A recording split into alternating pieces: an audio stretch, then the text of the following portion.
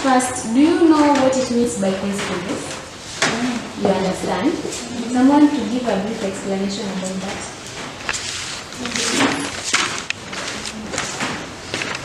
Things that you can undergo or what you may face after having sex or doing something.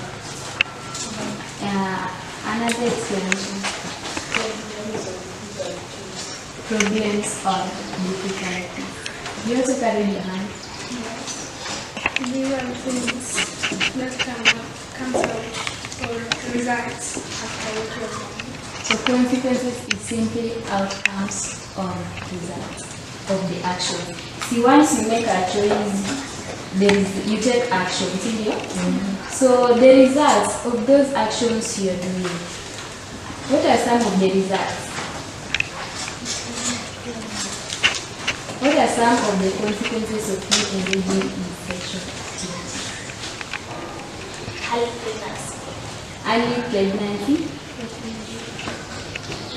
Many being yes. School dropout. School dropout. Yes, my